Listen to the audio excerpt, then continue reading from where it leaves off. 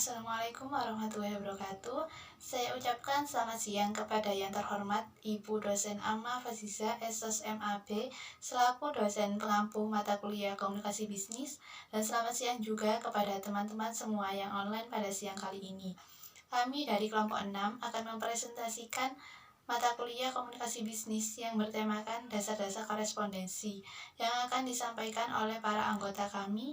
Yang pertama ada Nita Amelia sebagai moderator, yakni saya sendiri, dan yang kedua ada Elok Nindi Wayuningsi sebagai narasumber pertama, dan yang ketiga ada Inayatul Maula sebagai narasumber kedua, dan yang keempat ada Tipliatul Hasanah sebagai narasumber ketiga, dan yang kelima ada Salma sebagai narasumber keempat, dan yang keenam ada Lutfia Masada sebagai narasumber kelima.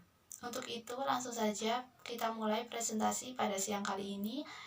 Saya serahkan kepada para narasumber untuk menyampaikan materi pada siang kali ini. Assalamualaikum warahmatullahi wabarakatuh. Di sini saya akan menjelaskan tentang pengertian surat dan surat bisnis. Surat yaitu suatu sarana komunikasi yang digunakan untuk menyampaikan informasi tertulis oleh suatu pihak kepada pihak lain. Sedangkan surat bisnis yaitu surat yang digunakan oleh seseorang, lembaga organisasi, atau institusi yang menyampaikan pesan-pesan bisnis secara tertulis kepada pihak lain dengan menggunakan media tertentu, baik itu berupa pengiriman surat, via pos, faxmail, telepon, atau lewat jalur internet. Untuk materi selanjutnya akan dijelaskan oleh rekan saya. Terima kasih. Baik, saya akan menjelaskan tentang contoh dan fungsi surat bisnis. Yang pertama, contoh surat bisnis ada 7, yaitu surat perintah kerja, surat perkenalan bisnis, surat pemesanan produk, surat pindah alamat kantor, surat penagihan, surat kontrak bersama, dan surat perjanjian atau pengaduan. Kemudian, fungsi dari surat bisnis yaitu: pertama, sebagai wakil atau duta bagi pengirim surat. Kedua, alat untuk menyampaikan pemberitahuan dan permintaan atau permohonan buah pikiran atau gagasan yang berkaitan dengan masalah-masalah bisnis. Ketiga, alat bukti tertulis. Keempat, alat untuk mengingat. Kelima, sebagai bukti sejarah atau historis. Dan yang terakhir, sebagai pedoman kerja. Selanjutnya akan dibahas oleh rekan.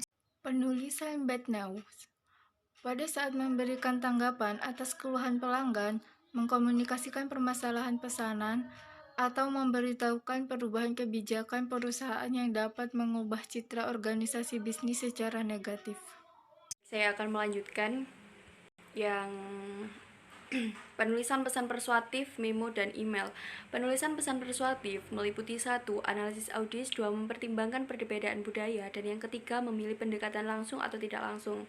Sedangkan memo sendiri meliputi 1. Judul dan isi, 2. Isi yang meliputi pembuka, segmen diskusi, dan penutup atau ringkasan, dan yang ketiga adalah memo header. Sedangkan email sendiri meliputi 1. Memanfaatkan subjek email dengan baik, tulis pesan sesingkat dan sejelas mungkin, yang kedua bersikap sopan, dan yang ketiga penutup. Dan penjelasan yang terakhir akan dijelaskan oleh teman saya. Baik, saya akan melanjutkan materi yang keempat. Pengertian direct request, suatu kegiatan yang dilakukan oleh seseorang atau suatu organisasi, bisnis maupun non-bisnis, pada pihak lain, seseorang atau individu atau organisasi untuk meminta berbagai informasi yang penting dengan segera dan menggunakan berbagai media komunikasi yang ada, termasuk media elektronik. Bagian pertengahan surat direct request biasanya menjelaskan permintaan yang sebenarnya. Pada bagian terakhir menyatakan dengan jelas tindakan apa yang diinginkan. Pengorganisasian direct request. Cara untuk pengorganisasian direct request: sajikan permintaan atau gagasan pokok, main gagasan, yang diikuti dengan fakta-fakta yang perlu secara detail. Yang selanjutnya diikuti dengan suatu pernyataan keramahan dari aksi yang diinginkan. Bagi yang mengirim pesan direct request, biasanya mengawali dalam pendahuluan dengan cara memperkenalkan diri terlebih dahulu. Cara yang baik dan benar dalam pembuatan direct request adalah dengan cara memberi pernyataan tentang apa yang diinginkan. Itu terletak pada kalimat pertama. Setelah itu diikuti penjabarannya, maka gunakanlah bahasa yang sopan santun, mudah dimengerti dalam penulisan surat direct request. Pada bagian pertengahan, surat direct request pada umumnya menjelaskan permintaan yang akan disampaikan sebenarnya. Pada bagian terakhir, nyatakan dengan jelas aksi apa yang diinginkan. 2. Bagian-bagian surat direct request: 1. Pembukaan, 2. Penjabaran detail, 3. Penutup, 4. Permintaan informasi rutin, 5. Permintaan keluar instansi, 6. Permintaan di dalam instansi, 7. Permintaan kredit.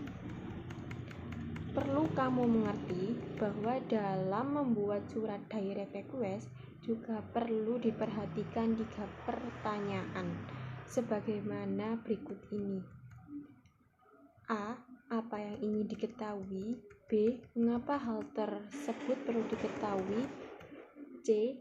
Mengapa hal ini bisa membantu? Baik, terima kasih atas perhatiannya. Maka saya akan mengembalikan materi ini ke moderator. Caranya kami persilahkan. Itu tadi presentasi dari kelompok kami. Saya ucapkan terima kasih kepada Ibu dosen Amma Faziza, SOS MAB, dan terima kasih juga kepada teman-teman yang sudah menyaksikan video presentasi dari kelompok kami. Apabila ada salah-salah kata, kami mohon maaf. Wassalamualaikum warahmatullahi wabarakatuh.